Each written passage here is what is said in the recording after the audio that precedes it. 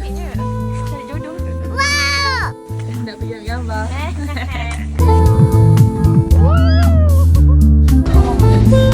Macam mana tercapai?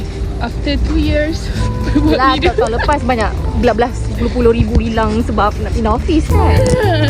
Tahun ni adalah allocation lagi pantai. Tahun depan macam mana, Man? Jepun.